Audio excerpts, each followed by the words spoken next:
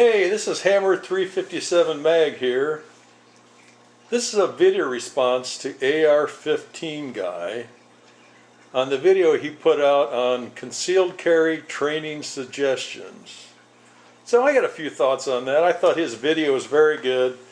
I agreed with everything he said, but he was looking for thoughts, and I always have thoughts. And a lot of the stuff I'm going to say is repeating some of the stuff he said, but I'm adding my additional thoughts to it. Okay, prior to the class, so you've decided you want a concealed carry. You need a gun that you're comfortable with, and assuming you've never had a gun before, you need to go out and try out a few before you buy it. If you're a first-time shooter, you need to get advice from some friends or some people at the local gun shop. What do they use? What are the advantages, disadvantages? And you may want to start with a smaller caliber and then move up to a bigger caliber. Now, from that standpoint, here I have a Ruger SR22. It's a 22 long rifle. It's light. It's easily manageable. And if this is the first time you've carried a gun, it might be conceivable you're comfortable with that. You can always move up to a bigger gun if you want.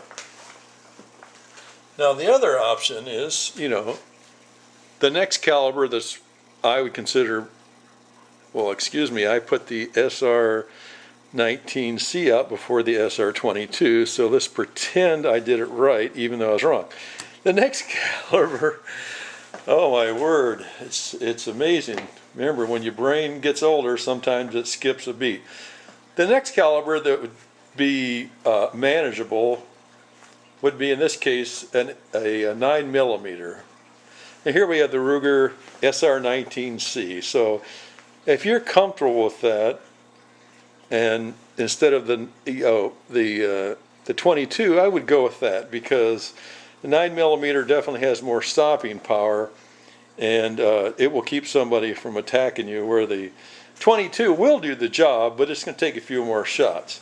Now, one other thing to think about when you're going to get your license is, and put this up, you may want to go with a double action because of its reliability. But again, in a previous video which I discussed, if you qualify for concealed weapon with double action, you will not be able to use the semi-automatics. But if you qualify with a semi-automatic, you will be able to also use a double action. So think about that. If you definitely want to go with a double action, that's all you're going to carry, that's fine. But if you plan on carrying both, you need to qualify with a semi-automatic. Now, once you've chosen the gun and the caliber, and getting ready for the training class, you got to go to the range and do some shooting. Practice shooting. They have targets that are just the same as you're going to shoot at when you qualify. You can find out, how you're going to score in the scoring from the range. So get the same targets, do your shooting at the different distances. Get to the point where you can score the points that you're going to need in the test. Also, as part of the gun test, you need to practice your loading and unloading until you feel comfortable with the operation of that gun. This way, you've practiced with your gun, you're going to shoot and meet the score, and you're prepared for the shooting part of the class. Now, the classroom itself will cover training on the state and federal gun laws, your responsibilities carrying a concealed weapon, and also it'll talk some about your liabilities. Now, when you actually go to the shooting range as part of the class, which is usually on a separate day, this class, you'll have to demonstrate you can load the magazine, because they'll ask you to load it several times, be able to put the magazine into the gun, rack around, and then shoot at the target. Also, when you're doing this, you're getting your scoring in.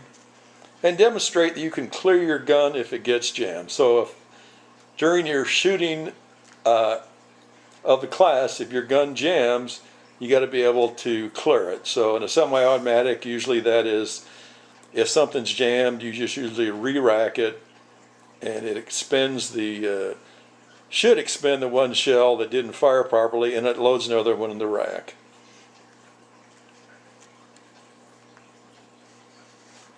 Okay, the next thing is you've got your license and you're feeling good. I don't want to go over holsters, but normally you'll need a holster to carry, and you have options inside the band and outside your belt. Anyway, following up after you get your license, it makes sense to shoot at the range once a month at a minimum, and that is the minimum because you want to be comfortable with that gun. You also need to practice drawing your gun, and a lot of time at the ranges they won't let you do this. So you need to probably do that at home. Practice drawing your gun, acquiring the target, and in this case, dry firing. You don't want to have ammo in the gun when you're doing that.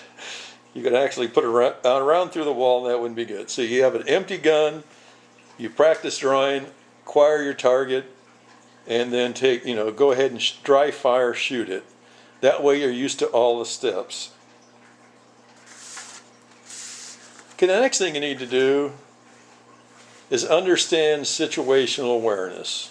And I'm going to try and get through this because the time's getting on here. Situational awareness is a military term, and it could probably be better explained by some other YouTubers out there, but I got a little information just to go through it quickly.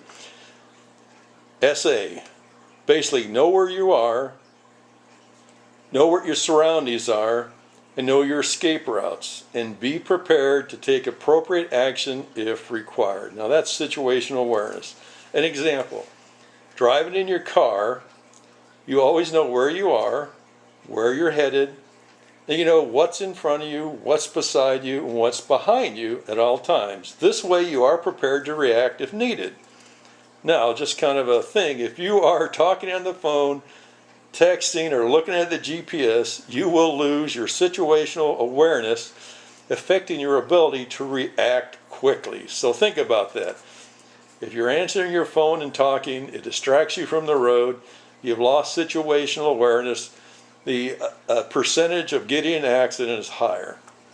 Now I'm going to use another quick reference.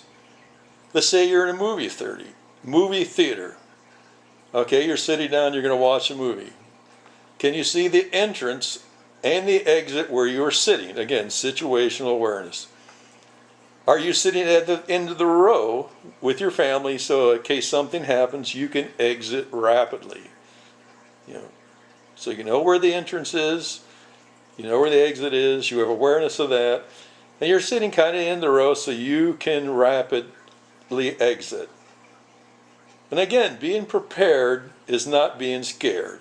It is knowing where you are, your surroundings, your escape routes, and taking action if required. Okay, one more thought. Above all, know that if you make a mistake with your gun, that you will be held to a higher standard in a court of law, in a court of law, more than an average person because you've had the formal training. So that's important that you practice, understand your situation, and know how to use your gun properly in the right circumstances. So again, practice frequently, be aware of your surroundings so you are ready and safe. Long live rock and roll and the American dream. Thank you for your time. Have a great day. Enjoy life. Thank you.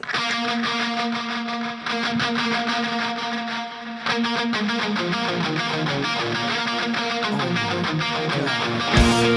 God.